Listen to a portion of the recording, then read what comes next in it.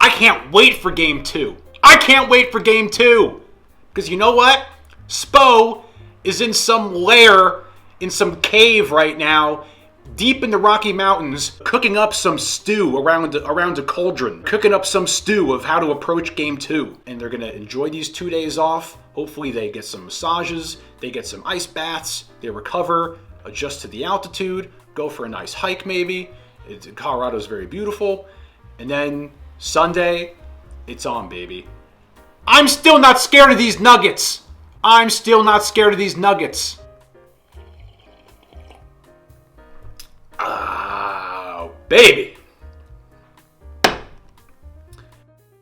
2,377. 2,377. And you're probably sitting back asking yourself, why is this guy yelling 2,377 over and over again? I'll tell you. Because we haven't won a game in Denver since November 30th, 2016. 2,377 days ago. Until last night, baby. And guess who our lead scorer was? And I know scoring isn't that big of a deal, and there's a million other things that are more important than scoring. But guess who our lead scorer was? Was it our All-Star? No. Was it our Eastern Conference Finals whatever MVP? No. It was the 347th highest paid player in the NBA, one Gabriel Nnamdi Vincent, ladies and gentlemen. Gabe Vincent, our lead scorer. We got Duncan Robinson mean mugging. Mean mugging. The guys barely played basketball in the last year and a half. Kevin, Gabe hugging each other. Beautiful. Beautiful. Tears to my eyes. Max. Back hitting threes, baby. Spo hiding up in some cave in the Rocky Mountains, cooking up some adjustments. What did he do? We got Kevin Love out there. Bam! Hardest job in America. Guarding Jokic. Plus making huge contributions in every aspect of the game. We got Jokic out here getting more turnovers than assists. It's beautiful. And we're doing all this, and Jimmy Butler hasn't even had a huge game yet. This team continues to blow my mind. Time and time and time again. I've never seen anything like it. And once again, enjoy it. Bathe in it. Savor it. Enjoy this moment. Because you don't see stuff like this very often. And it's so fun. It's so fun. I'm just enjoying the ride, man. The series is tied 1-1. And you know what the saying is. A playoff series doesn't start until a road team gets a win. The road team got a win. We got a series on our hands, ladies and gentlemen. I'm just going to get right to the game. I apologize if you hear leaf blowers and weed whackers in the background. There's landscapers everywhere today. Kevin Love, baby. Kevin Love. Heat Nation got their wish. A lot of people were floating. Are we going to see some Kevin Love? Are we going to see some Kevin Love?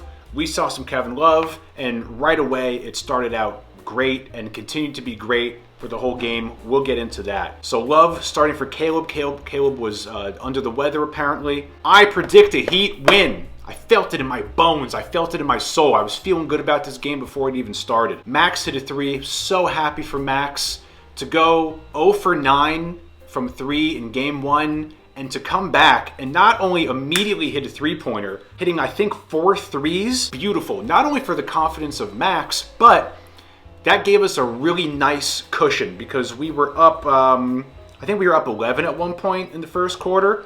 And yes, it went down to 3, but still, it sets the tone, gives us a nice cushion. You have Kevin Love coming in, so we don't have Aaron Gordon dominating us in the first quarter like he did in game 1. Beautiful. You already see the adjustments paying off right away. Kevin Love draws an offensive foul, has a nice block on Gordon, helping Bam out on Jokic. And not only that, Kevin Love led our team in rebounds. 10 rebounds in only 22 minutes. He led the team in rebounds, and he hit 2 three-pointers. You're going to have to find the balance of having Bam mirror the same minutes that Jokic does, along with having Kevin Love in there, along with maybe having Haywood in there to help, combined with this crazy zone that the Heat run. Unfortunately, the Cody Zeller minutes, look man, this series just ain't for Cody. I'm not a Cody Zeller hater. There's a time and place for Cody Zeller. But it's just not right. It's not right now. With each game, we're learning more, and the adjustments are getting better and better and better. So it's going to be really interesting to see the Miami Heat defense throughout the remainder of this series. Because what's interesting is that The Nuggets, I said this in the other video, the Nuggets are what they are.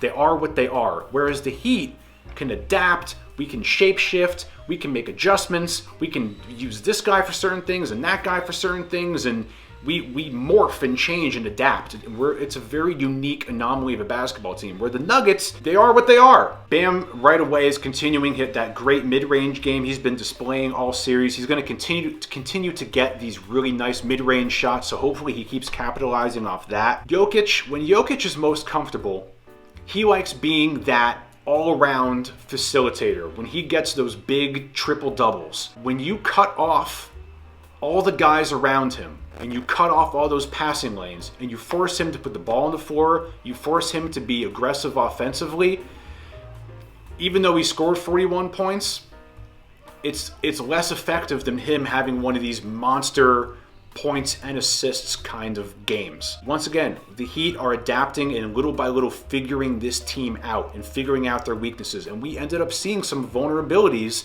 from Jokic, especially in that fourth quarter when he got very frustrated. He was complaining to the refs. The zone really messed up his flow.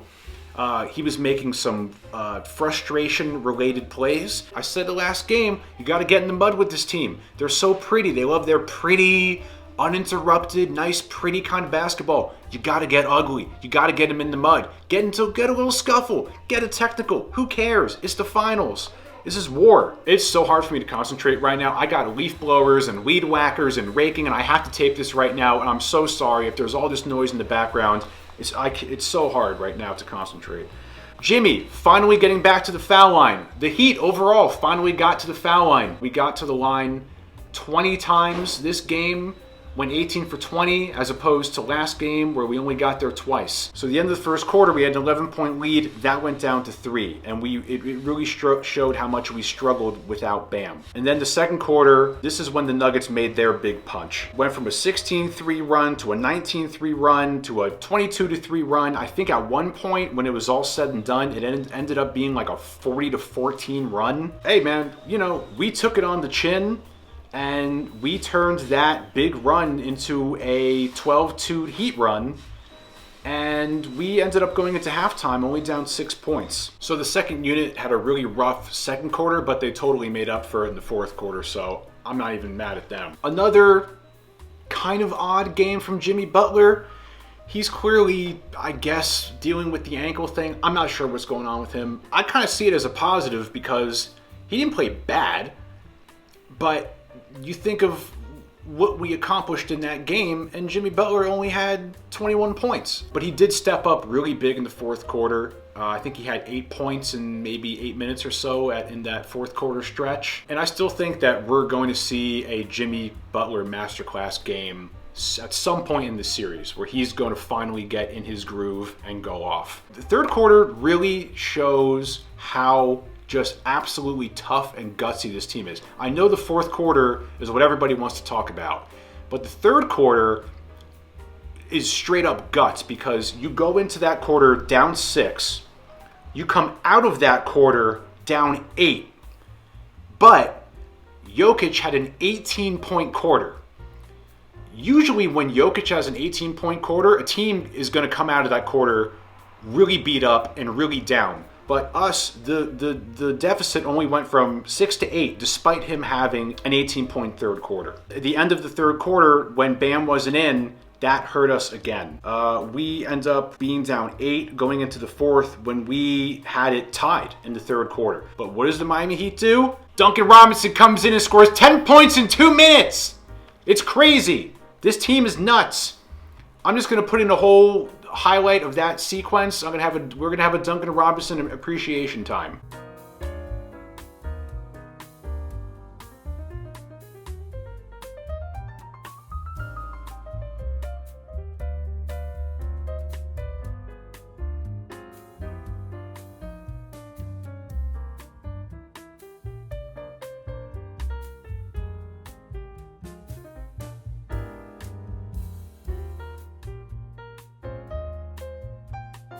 And not only is he hitting threes, this guy's doing stuff off the dribble. He's great on defense. He's taking the ball to the basket. He's doing stuff off dribble.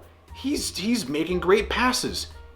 I mean, he's mean mugging. He's cuffing his ear. He's doing all kinds of crazy stuff. The really nice thing that Duncan does is when he gets hot like that, he draws so many players to him and gets so many other guys open. There was at one time when Duncan got hot, he's just like cutting to the basket, and the Nuggets have like 2 guys on him. Who's wide open in the corner? Gabe Vincent hits a wide open 3. And that's the gravity that a hot Duncan Robinson can bring. Same thing with Max when Max gets hot. They really, really spread the floor and get other guys open. And the fourth quarter was just like a straight up masterclass, especially with the defense that we did. I mean, our offense and our defense, we had 36 points. 36 points in the fourth quarter. Take the lead 88-85 with 9 minutes left, and the Nuggets were already in the penalty. And then we go on a 12-0 run. And this is all without Jimmy Butler. And then Jimmy had a solid end to this game. Kyle Lowry, solid game from Kyle, especially in the fourth quarter. Started out pretty rough. Bam, with the and one dunk, man.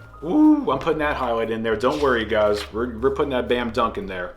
This might have been like 4 minutes left or so. Caleb Martin, who was, struggled again this game. Apparently he was under the weather. Hits a three-pointer and puts us up 12. Then the Nuggets make their final push. They hit back-to-back threes. They're down 6. Jimmy hits that nice jump shot to put us back up 8. We were up 6 with 1:43 left. We closed the game with Kyle, Gabe, Caleb, Jimmy, and Bam.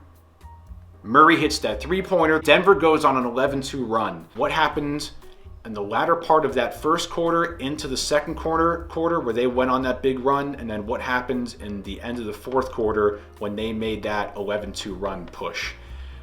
Those are the two things that I think really need to go back and they need to look at. Jimmy had really nice defense on Jamal Murray that whole game, and even on that last shot where Murray could have tied it and he ended up missing. We learned a lot this game. We learned that we have a series on our hands.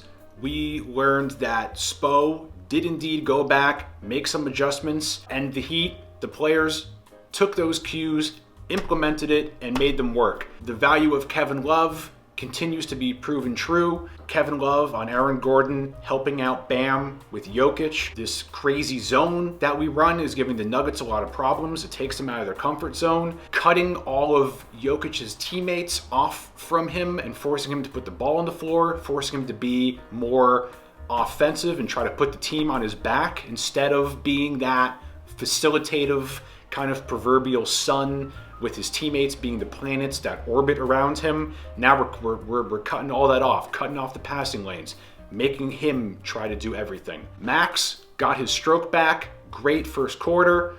Love to see Max shooting well again. And Max played great defense. Max also had 6 assists. Gabe Vincent continues to be absolutely incredible. Guy is going to make himself a ton of money in the offseason, and he absolutely deserves it. We have Tyler Herro coming back. Tyler Herro situation, I don't know how you handle that.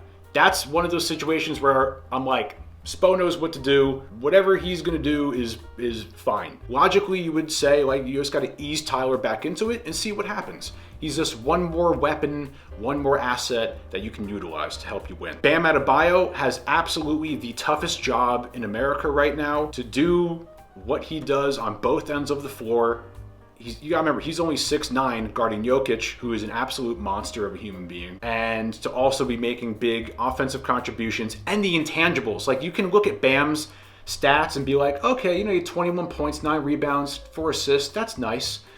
But it's the stuff that doesn't translate onto a stat sheet. We learned how effective our zone can be. Spo is just a wizard and takes the whole narrative was, you can't play zone against the Nuggets with Jokic. You can't play zone against Jokic. Well, the Heat seem to have done it and did it with success. Duncan Robinson talked about this on JJ Redick's podcast. It's not a traditional zone. It's this, they call it like a shapeshifter zone. It's something that really needs to be studied. I want to try and find like someone who really knows defense and find like a good defensive breakdown, especially that fourth quarter of what the Miami Heat did on defense right there, because it's very interesting. Our transition defense was really nice. Again, Bam seemed to be, especially later in the game, sort of seemed to be playing like how Jokic plays, as far as Bam being at the top of the nail there and kind of letting the offense run through him. I found that to be really interesting. It was the Nuggets' first loss at home since March 30th. But something else I really noticed down the stretch of the game was their conditioning.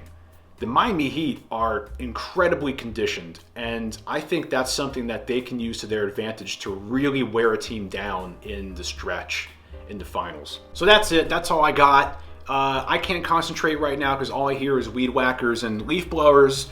It's making me crazy. Hopefully you guys don't hear it. So once again, the Heat are the kind of team that can adapt, make adjustments, shape shift, and find a team's vulnerabilities and capitalize on it. Whereas the Nuggets, they are what they are. They are a well-oiled machine. But the Heat are like a monkey wrench, and you throw that monkey wrench into the well-oiled machine, and you saw that well-oiled machine last night a little bit start to sputter and smoke and not fire on all cylinders, and they get all frustrated and they got a little frazzled. The Heat, they keep setting the bar really high for them. When they beat the Bucks, I was like, okay, now you guys have no excuse but to make it to the NBA Finals. Just you beat the Bucks, then you gotta beat the Knicks. You beat the Bucks, well, then you should beat the Celtics. Now it's like, okay, you beat the Nuggets away in Denver. Series is 1-1, so obviously you can beat them at home in Miami. And we're still doing this without Tyler Herro, without Vic, and without Jimmy having to even go nuclear. We beat the Nuggets with Jimmy Butler only scoring 21 points. I'm feeling good. We have a series on our hands.